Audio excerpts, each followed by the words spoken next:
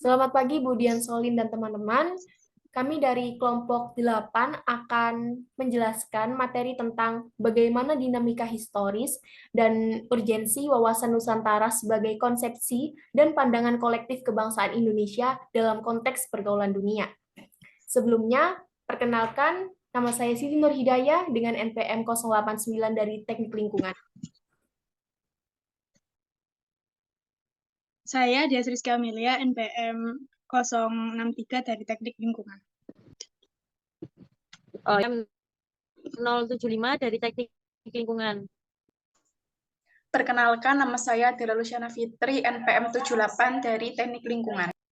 Perkenalkan, saya Rosida Salsabil Ahila dengan NPM 097 dari Teknik Lingkungan.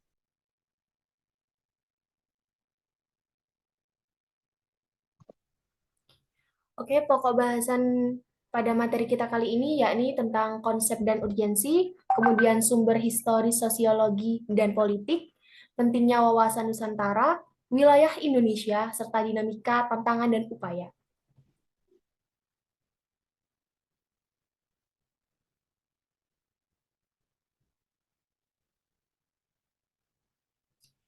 Yang pertama, bagaimana konsep dan urgensi wawasan Nusantara?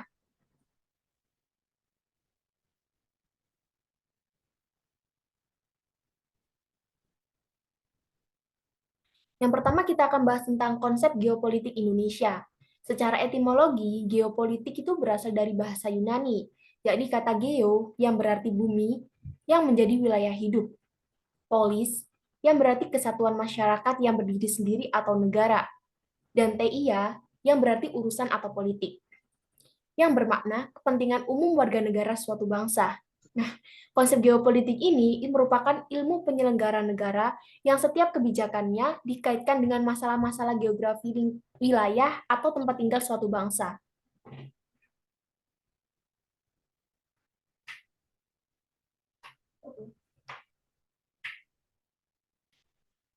Teori geopolitik sendiri dibagi menjadi 6. Yang pertama ada teori geopolitik Friedrich, kemudian teori geopolitik Rudolf, teori geopolitik Karl, teori geopolitik Halford, teori geopolitik Alfred, dan teori geopolitik Nicholas.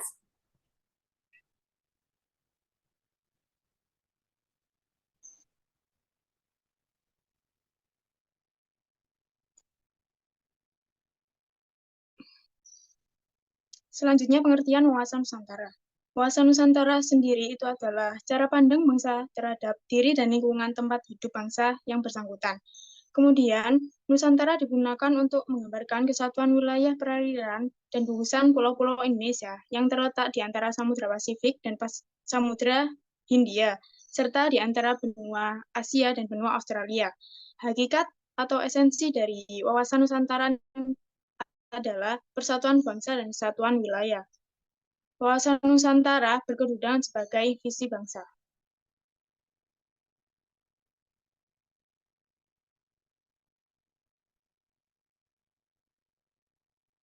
Selanjutnya adalah landasan dasar yang digunakan dalam wawasan Nusantara.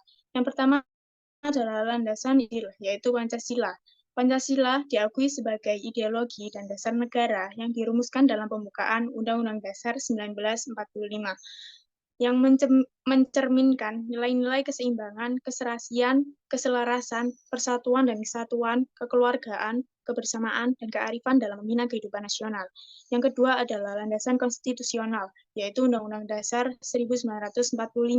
Undang-Undang Dasar 1945 merupakan konstitusi dasar yang menjadi pedoman pokok dalam kehidupan masyarakat, berbangsa, dan bernegara.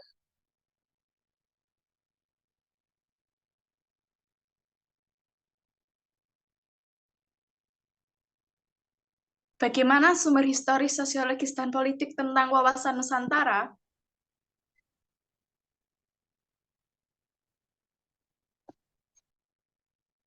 Yang pertama, sumber historis wawasan Nusantara. Konsep wawasan Nusantara bermula dari Perdana Menteri Insinyur Juanda Kartawijaya yang pada tanggal 13 Desember 1957 mengeluarkan Deklarasi Juanda.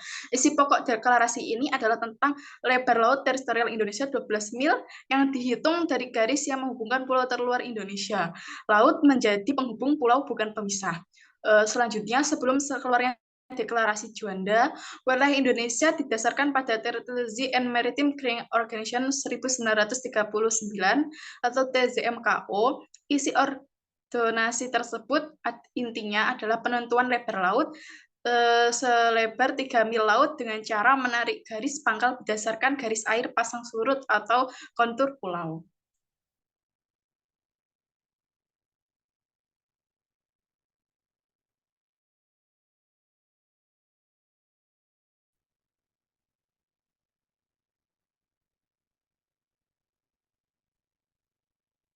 Selanjutnya, sumber historis wawasan Nusantara antara lain, setelah keluarnya Deklarasi Juanda pada tahun 1957, dibentuklah Undang-Undang Nomor 4 PRP tahun 1960 tentang perairan Indonesia. Tidak hanya melalui peraturan perundang-undangan nasional, bangsa Indonesia juga memperjuangkan konsepsi wawasan Nusantara berdasarkan Deklarasi Juanda ini ke forum internasional. Akhirnya, Konferensi PBB tanggal 30 April 1982 atau UNCLOS. Indonesia diakui dan diterima sebagai kelompok negara kepulauan. Indonesia UNCLOS pada tahun 1982 kemudian diratifikasi melalui Undang-Undang Nomor 17 tahun 1985. Berdasarkan hukum laut tersebut, wilayah laut yang dimiliki Indonesia menjadi sangat luas, yakni mencapai 5,9 juta kilometer, terdiri dari 3 juta kilometer perairan zona ekonomi eksklusif atau ZEE.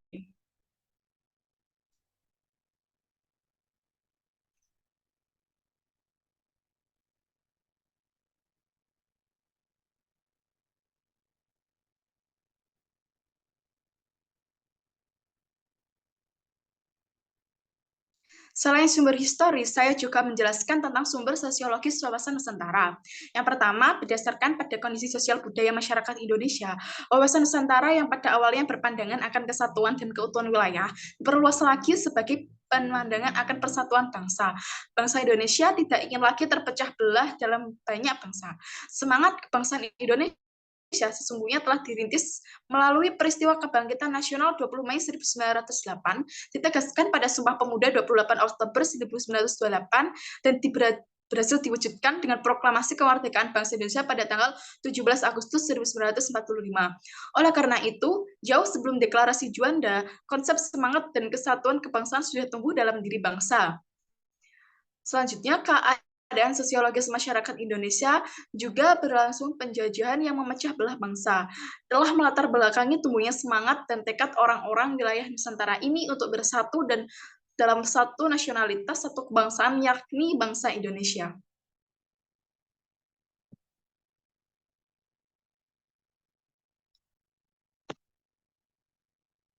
Selanjutnya, mengapa diperlukan wawasan Nusantara?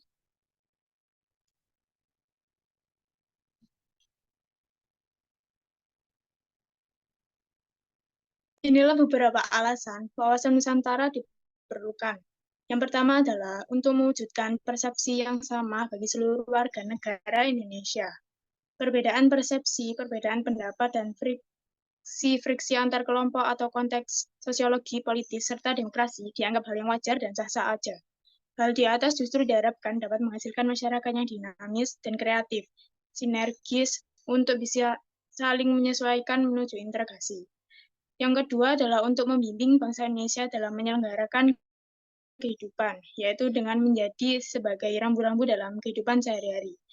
Yang ketiga, untuk melindungi kepentingan nasional. Yang keempat, yaitu untuk menumbuhkan rasa tanggung jawab dalam memanfaatkan lingkungan. Yang kelima, memelihara persatuan maupun kesatuan serasi, selaras, dan segenap aspek kehidupan nasional.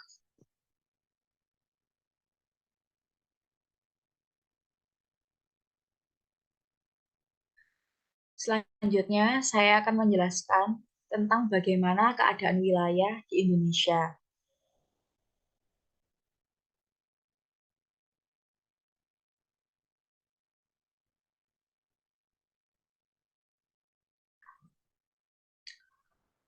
Wilayah Indonesia. Wilayah adalah ruang yang merupakan kesatuan geografis beserta segenap unsur terkait padanya, yang batas dan sistemnya ditentukan berdasarkan pada aspek administratif atau aspek fungsional, berdasarkan peraturan pemerintah nomor 10 tahun 2000. Indonesia terletak pada koordinat 6 lintang utara sampai 95 bujur barat, 141, 145 bujur timur, di antara benua Asia dan Australia, serta di antara Samudra Pasifik dan Samudra Hindia, sehingga disebut Nusantara.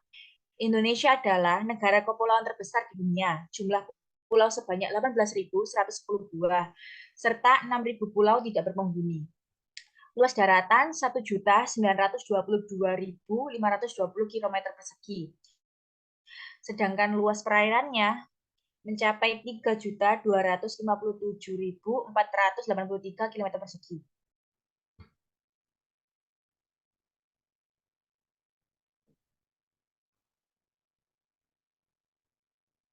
Selanjutnya, saya akan menjelaskan tentang batas wilayah Indonesia. Batas wilayah Indonesia terdiri dari batas darat, batas laut, dan batas udara.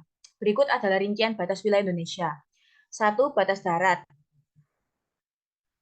yakni Malaysia sepanjang 1.881 km di Pulau Kalimantan dan Pulau Sebati.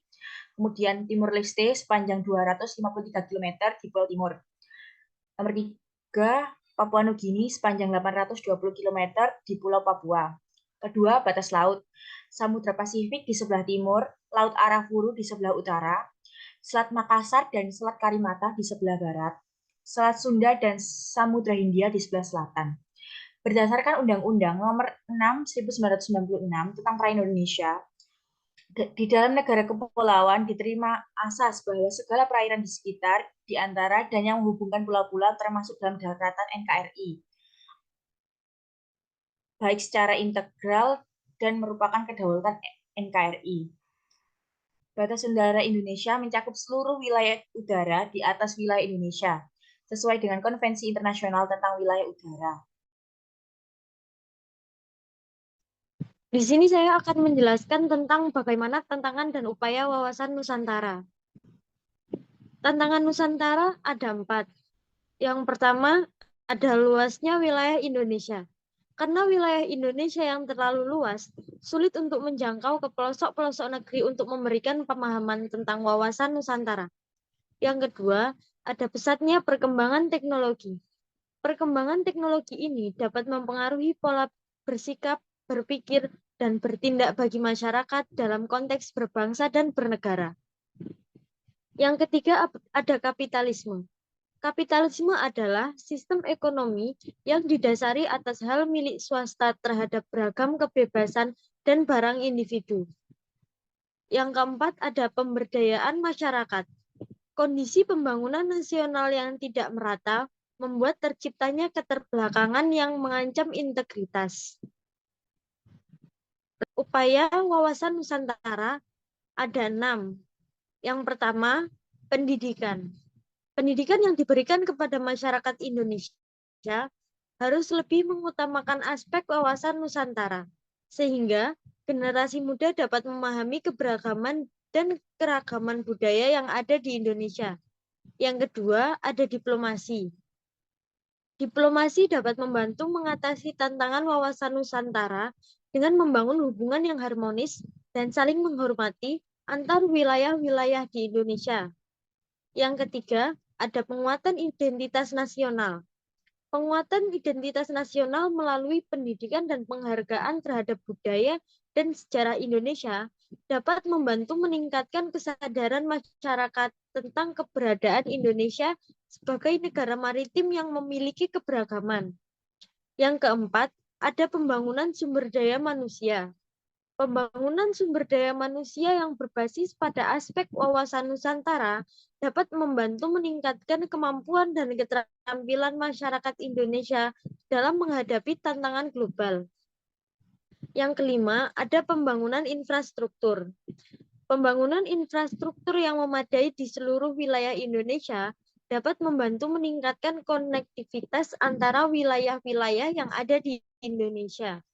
Yang keenam, ada promosi pariwisata.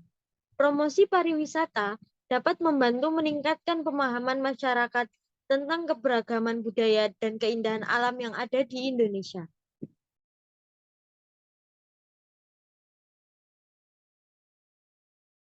Sekian dari kelompok kami. Terima kasih atas perhatiannya. Mohon maaf apabila ada kesalahan kata dan juga kekurangan. Wassalamualaikum warahmatullahi wabarakatuh.